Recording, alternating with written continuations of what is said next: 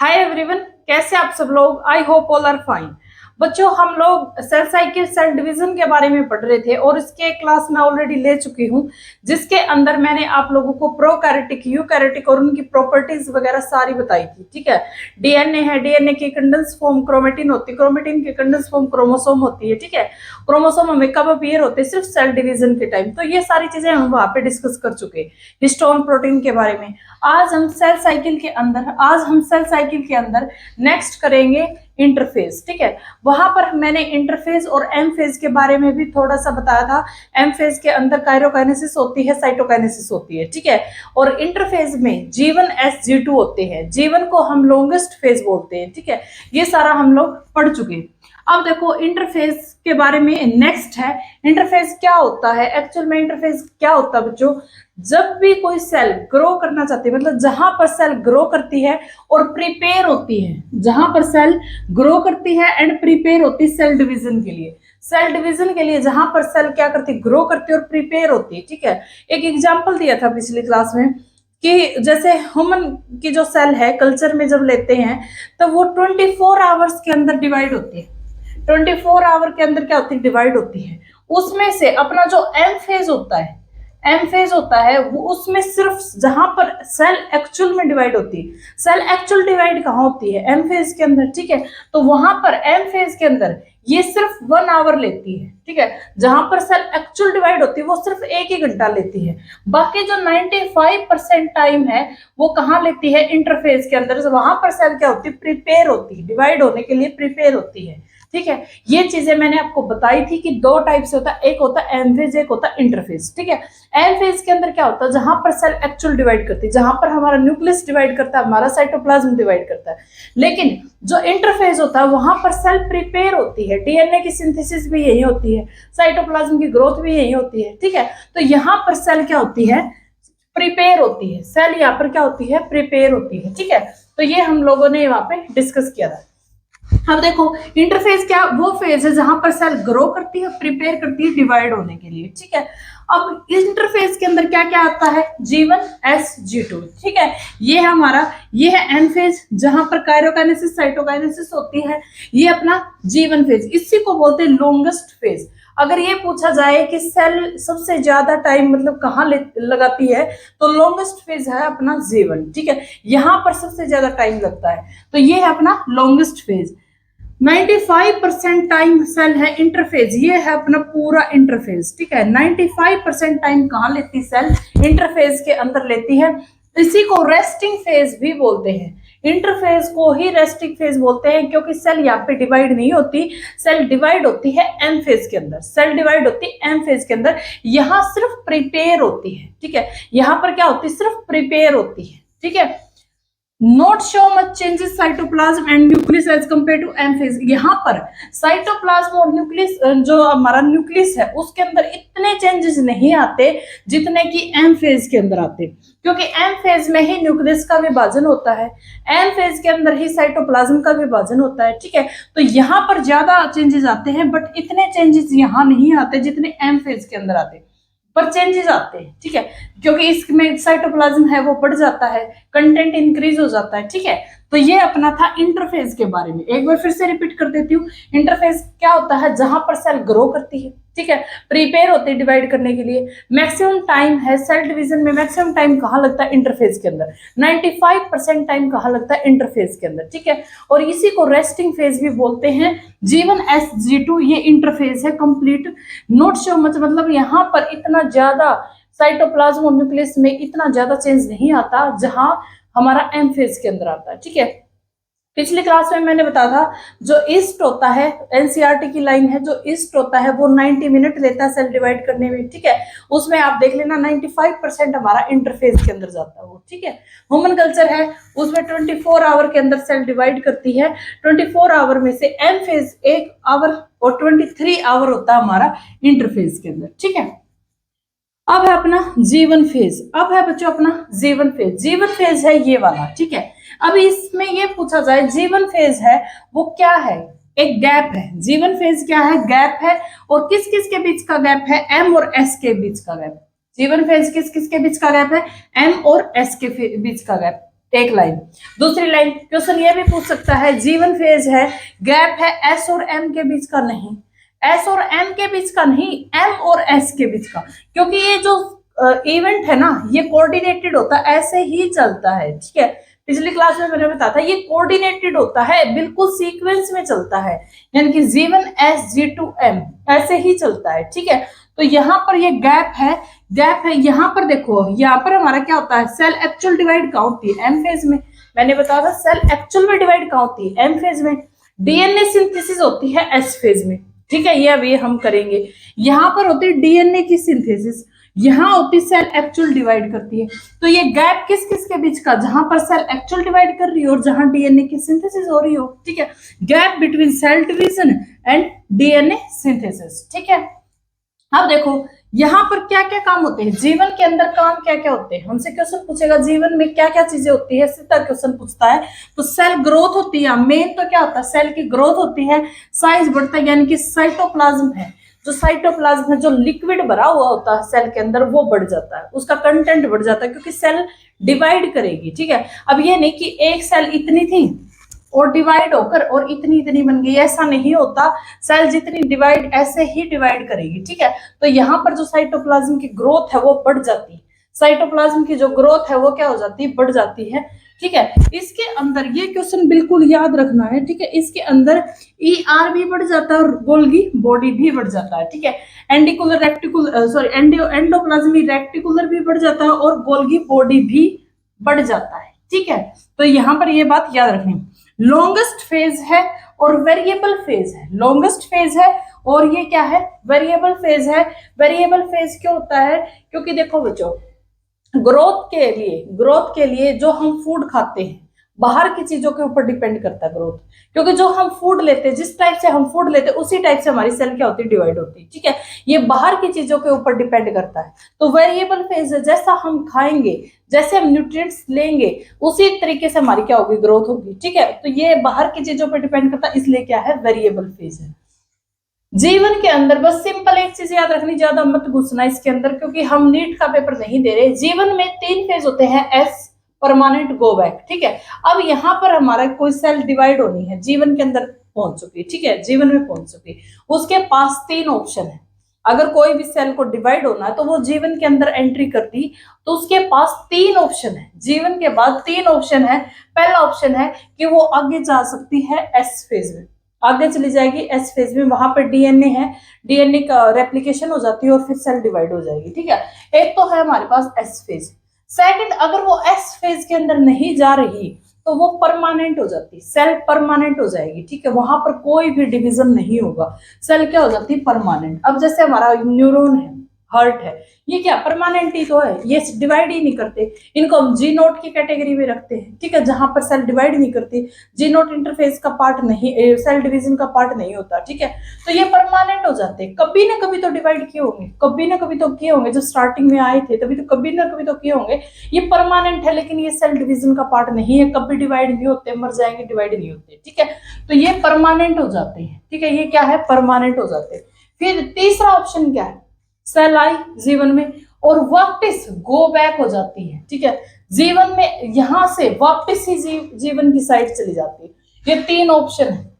देखो सिंपल सी एक चीज बता देती हूँ, जीवन के अंदर किसी भी सेल ने एंटर किया डिवाइड होने के लिए, ठीक है, या तो वो एस फेज के अंदर चली जाएगी, डिवाइड हो जाएगी, ठीक है, एस फेज के अंदर चली गई, डीएनए सिंथेसिस हो गया, डिवाइड हो गई। सेकंड, वो परमानेंट हो जाएगी, ठीक है, सेकंड क्या, परमानेंट हो जाएगी, मतलब डिवीजन नहीं करेगी, सेल है वो डिवाइड होगी ही नहीं, परमानेंट हो गई। थर्ड क्या है, इसी को परमानेंट को डिफरेंशिएशन भी बोल देते हैं। थर्ड क्या है, गो बैक, वापस जीवन के अंदर चली जाएगी। आप लोगों को सिर्फ इतना ही समझना है कि जरूरी नहीं है, मैं इस बात से ये समझाना चाहती हूँ, जरूरी नहीं है कि एस फेज के अंदर आने से ही, सॉरी, जीवन फेज के अंदर आने से सेल डिवाइड होगी, ये जरूरी नहीं है, ये सिर्फ इतना समझाना चाहती हूँ। एक बार DSSB ने पूछा था कि सेल है एग्जिट भी कर सकती है क्या, तो जीवन से एग्जिट भी कर जाएगी, ये दीवार है, यहीं से एंटर करेगी और यहीं से निकल जाएगी, ठीक है। तो इसलिए ये राम कहानी बताइए। अब देखो यहाँ पर जीवन फेज के अंदर और क्या होता है, डीएनए डैमेज रिपेयर होता है, ठीक है। अगर आपके डीएनए में डैमेज है, अगर आपके डीएनए में डैमेज है तो वो आगे एस में नहीं जा सकती, वहां पर रिपेयर है वो बिल्कुल ठीक होके ही आगे जाएगी। अब सोचो डीएनए के अंदर आपकी डैमेज है, ठीक है, आपकी साइटोप्लाज्म में ग्रोथ बढ़ रही है, सारा डीएनए के अंदर डैमेज आ गया, ठीक है, और आगे डीएनए का रेप्लिकेशन होना है, डुप्लीकेशन बोल सकते हो, रेप्लिकेशन बोल सकते हो, ठीक है, डीएनए रेप्लिकेट होगा आगे जाके, तो डीएनए क्या डैमेज डीएनए रेप्लिकेट होगा तो बीमारी के चांसेस बढ़ जाएंगे। सेल डिवाइड कर रही है और डीएनए का ही डैमेज है, डीएनए में ही डैमेज है, तो कैंसर वगैरह के चांसेस बढ़ जाएंगे। तो जब तक डीएनए डैमेज रिपेयर यहाँ तक नहीं हो जाता, यहाँ पर डीएनए जब तक बिल्कुल सही नहीं हो जाता तब तक वो आगे नहीं जाएगा, ठीक है। जैसे ये वही बात है, आप अपने घर से टूर पे जा रहे हो, ठीक है, तो वो खाना वाना वगैरह सब कुछ बिल्कुल परफेक्ट करके ही तो आगे निकलोगे, या फिर ऐसे ही निकल जाओगे, ठीक है, भूखे रह जाओगे ऐसे तो सब कुछ प्रिपेयर होने के बाद ही सेल आगे बढ़ती है। तो डीएनए डैमेज रिपेयर कहाँ होता है, जीवन में मोस्ट इंपॉर्टेंट बात है ये। सेल एग्जिट भी यहीं से करेगी, एंटर भी यहीं से करेगी, जीवन फेज में, बिल्कुल याद रखनी, ये मोस्ट इंपॉर्टेंट पॉइंट है, ठीक है। ये तो बिल्कुल इसलिए बताया है क्योंकि DSSB में पूछा गया था टीजीटी के अंदर, नेचुरल साइंस के अंदर, ठीक है, तो इसलिए यहाँ पे बताया। फॉर ग्रोथ, ग्रोथ के लिए एंजाइम क्या है, ग्रोथ के लिए एंजाइम की रिक्वायरमेंट होती है, कोई भी चीज की ग्रोथ करनी तो एंजाइम की रिक्वायरमेंट होती है, और एंजाइम क्या है, प्रोटीन होते हैं, एंजाइम क्या है, प्रोटीन होते हैं, ऑल एंजाइम आर प्रोटीन, तो एंजाइम प्रोटीन होते हैं, ग्रोथ के लिए एंजाइम की रिक्वायरमेंट होती है। इसका मतलब क्या है कि जो जीवन फेज है, एंड इट मींस जीवन फेज अकर इन प्रोटीन सिंथेसिस, प्रोटीन के सिंथेसिस में भी जीवन फेज है, क्या करता है, हेल्प करता है, पर उतनी नहीं करता लेकिन हेल्प करता है, ठीक है, क्योंकि यहाँ पर एंजाइम की रिक्वायरमेंट होती है, ठीक है। बाकी जो प्रोटीन है वो आगे मैं बताऊंगी कहाँ पर सिंथेसिस होती है प्रोटीन की, ठीक है। तो ये सारा जीवन फेज के बारे में रिपीट कर देती हूँ। गैप होता है एम और एस के बीच में, ठीक है। सेल डिवीजन होती है, डीएनए सिंथेसिस, सेल डिवीजन होता है यहाँ पर और डीएनए सिंथेसिस होती है यहाँ पर, और इसके बीच के गैप को क्या बोलते हैं, जीवन बोलते हैं, ठीक है। लॉन्गेस्ट फेज है वेरिएबल फेज है, ठीक है। यहाँ पर साइटोप्लाज्म की क्या होती है, ग्रोथ होती है, इसी को क्या बोलते हैं, जीवन फेज से ही हम एंटर भी सेल इसी से करती है और एग्जिट भी इसी से करती है, ठीक है। जीवन फेज के अंदर अगर कोई भी सेल आ रही है तो जरूरी नहीं है कि वो डिवाइड हो, ठीक है, जरूरी नहीं वो डिवाइड हो, वो एस फेज में भी जा सकते हैं डिवीजन के लिए, परमानेंट भी हो सकती है और गो बैक जीवन में वापस भी जा सकती है, ठीक है। तो डीएनए डैमेज रिपेयर कहाँ होता है, जीवन के अंदर होता है। सेल एग्जिट ये बता दिया। ग्रोथ के लिए एंजाइम की रिक्वायरमेंट होती है, एंजाइम क्या है, प्रोटीन है। अब जो हमारा है एस फेज, ठीक है, अब है हमारा S phase, S means synthesis, ठीक है, एस का मतलब होता है सिंथेसिस। अब देखो यहाँ पर जो अपनी सेल साइकिल है, ठीक है, यहाँ पर अपनी सेल साइकिल है, यहाँ पर है अपना एन फेज, ठीक है, उसके बाद अपना जीवन फेज, फिर है एस और फिर है G2 फेज, ठीक है। तो यहाँ पर हमें एस फेज पढ़ना कि एस फेज क्या होता है। इसके अंदर याद रखना, इन एस फेज डीएनए की रेप्लिकेशन होती है, डुप्लीकेशन बोल सकते हो, डीएनए रेप्लिकेट करता है, यानी इसका बात का क्या मतलब है, डीएनए की कॉपी बनती है, ठीक है, डीएनए की क्या बनती है, कॉपी बनती है। डीएनए की रेप्लिकेशन होती है, डुप्लीकेशन होती है अकर इनसाइड द न्यूक्लियस, ठीक है, न्यूक्लियस के अंदर।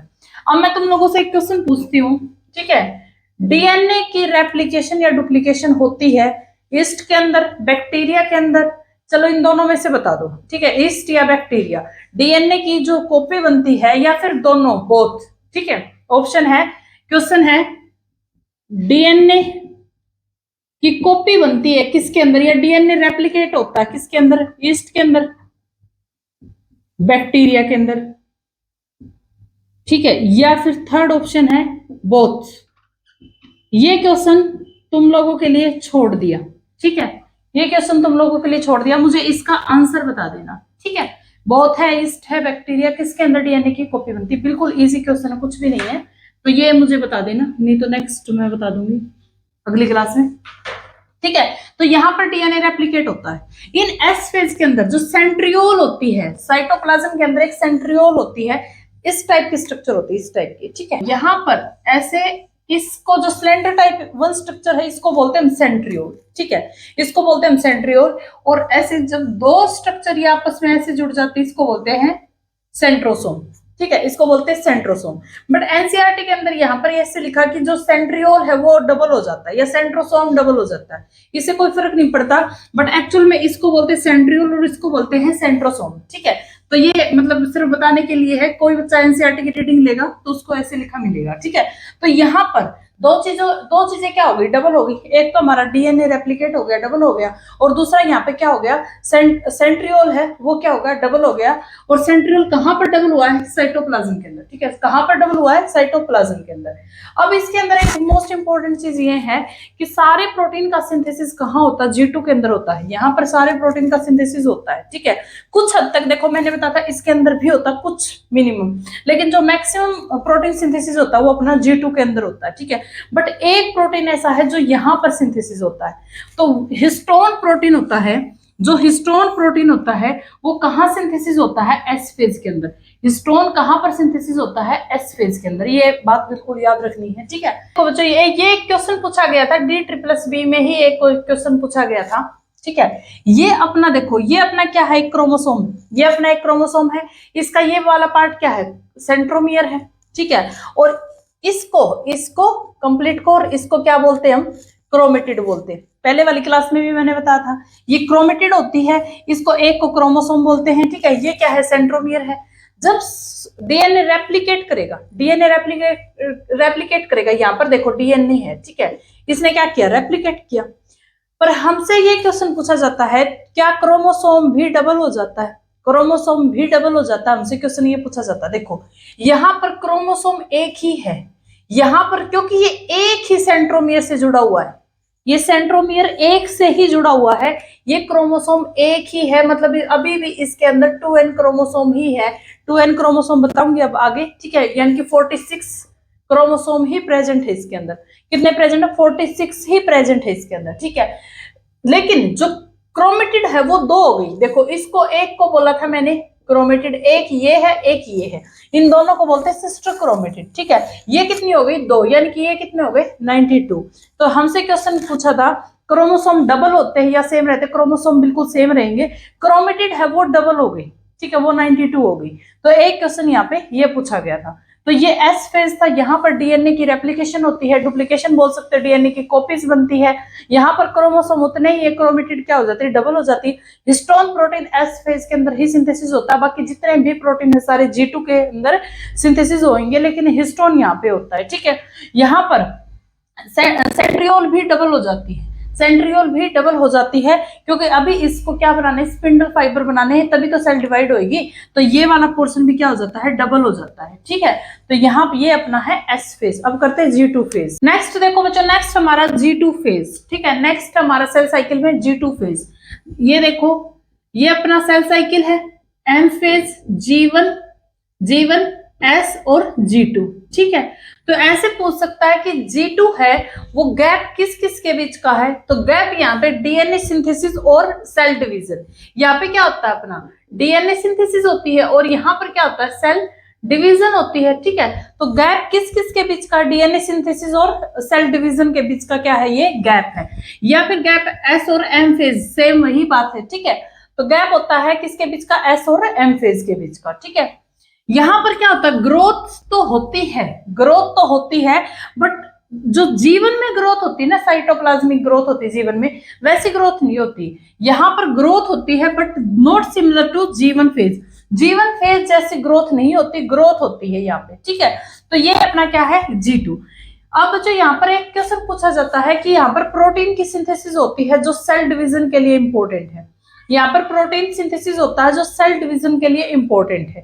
तो यहाँ पर कौन सा प्रोटीन ऐसा है जो सेल डिवीजन के लिए जरूरी है, ट्यूबुलिन प्रोटीन, बिल्कुल याद रखना टिप्स पर, ठीक है। ट्यूबुलिन प्रोटीन एक ऐसा है जो सेल डिवीजन के लिए क्या है, जरूरी है। तो protein synthesis for cell division, cell division के लिए प्रोटीन की सिंथेसिस होती है। कौन सा प्रोटीन है, ट्यूबुलिन प्रोटीन, ठीक है। Cell not enter into M phase, जब तक प्रिपरेशन, देखो ये ऐसे बोल रहा है कि सेल तब तक एम फेज के अंदर नहीं जाएगी, सेल तब तक एम फेज के अंदर नहीं जाएगी जब तक कंप्लीटली प्रिपेयर ना हो जाए। अब आप लोगों से मैं क्वेश्चन पूछती हूँ, आप लोग यहाँ से कहीं टूर पे जा रहे हो, ठीक है, कहीं दूर टूर पे जा रहे हो और वहां का आपको कुछ नहीं पता कि वहां पे क्या है क्या नहीं है, तो आप लोग अपनी प्रिपरेशन पहले से ही करके चलोगे, ठीक है, कि वहां का इन्वायरमेंट ऐसा हो सकता हो, तो उसके अकॉर्डिंग अपना सामान वगैरह लेके चलोगे।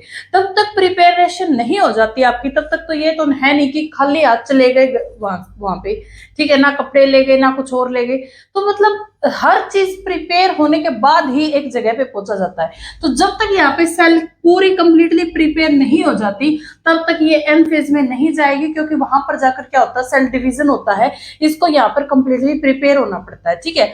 तो यही बात। अब यहाँ पे हम इसे एक चीज को समझते हैं, ठीक है, जो अपना डीएनए होता है, जो अपना डीएनए होता है, वैसे तो डीएनए का एक अलग से चैप्टर आएगा जहां पर डीएनए के बारे में हर चीज पढ़ेंगे हम, आरएनए और डीएनए के बारे में, ठीक है।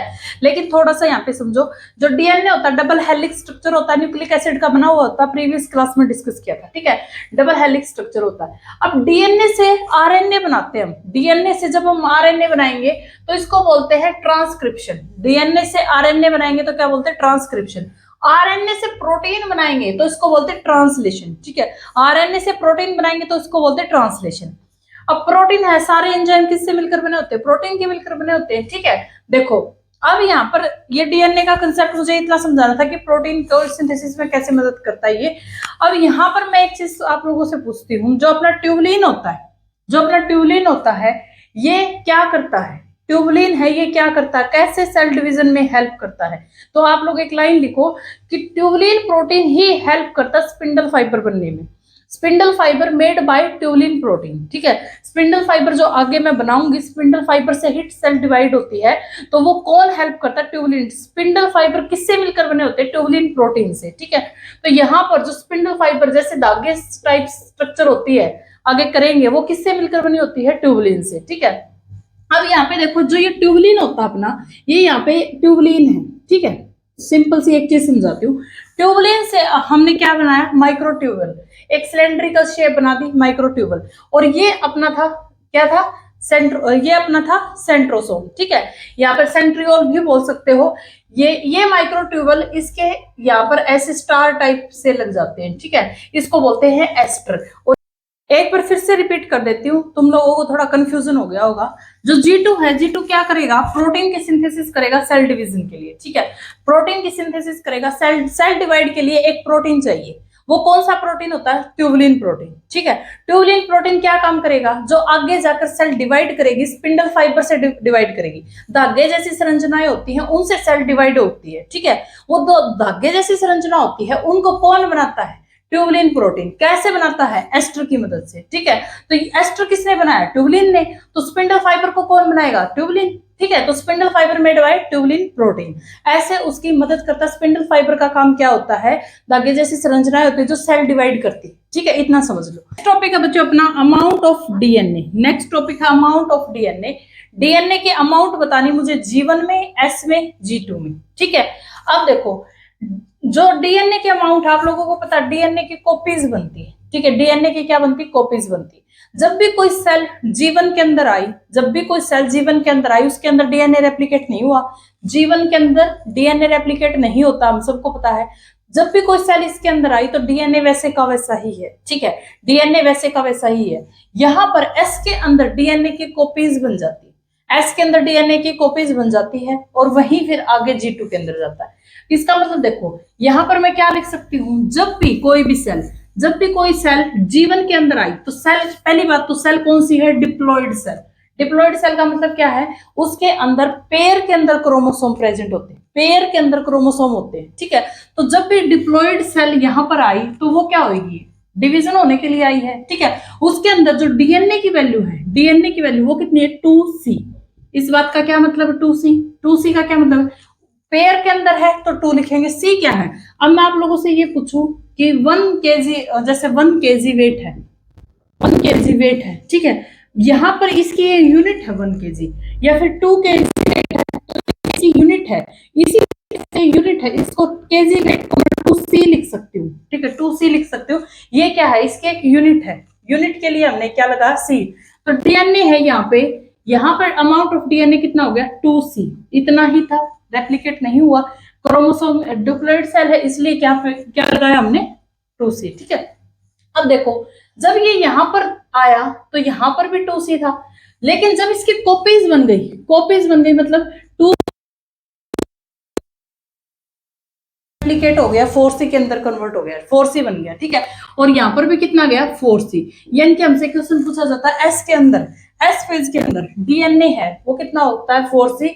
G2 के अंदर कितना है, 4C अमाउंट ऑफ डीएनए, ठीक है। ये क्या है, हमारी अमाउंट ऑफ डीएनए है। फिर से रिपीट कर देती हूँ, जब भी डीएनए G1 फेज के अंदर होता है तो उतना ही होता है 2C। अब आप बोलोगे 2C क्यों लगा, 2C किस लिए लगा, डिप्लॉइड सेल है, क्रोमोसोम पेयर के अंदर है। देखो यहाँ पर 23 पेयर्स होते हैं, 23 पेयर्स को लिखते हैं 2C, या फिर 46 क्रोमोसोम, इसको भी लिखते हैं 2C, ठीक है। तो ये 26 पेयर है, यहाँ पे पेयर्स के अंदर क्रोमोसोम होते हैं। डिप्लॉइड सेल का मतलब होता है पेयर्स के अंदर क्रोमोसोम होना, ठीक है। तो ये अमाउंट डीएनए की कितनी थी, 2C से एस फेज के अंदर कितनी आ गई, 4C, और यहाँ पर कितनी गई, 4C, ठीक है। अमाउंट कितनी है यहाँ पर भी, 4C। अब आगे जाके सेल क्या हो जाएगी, डिवाइड हो जाएगी। ये है अमाउंट ऑफ डीएनए, ठीक है। अब देखो बच्चों, नेक्स्ट हमारे पास एम फेज, ठीक है। नेक्स्ट हमारे पास एम फेज या फिर माइटोसिस। माइटोसिस कहाँ होता है बच्चों, सोमेटिक सेल के अंदर होता है, जर्म सेल के अंदर नहीं होता, सोमेटिक सेल के अंदर होता है, ठीक है। अब इसके मैंने 2 पार्ट बताए थे आप लोगों को कि सबसे पहले न्यूक्लियस का विभाजन होता है, उसके बाद साइटोप्लाज्म का विभाजन होता है। तो इसमें सबसे पहले हमारे पास काइरोकाइनेसिस होती है, उसके बाद होती है साइटोकाइनेसिस, ठीक है।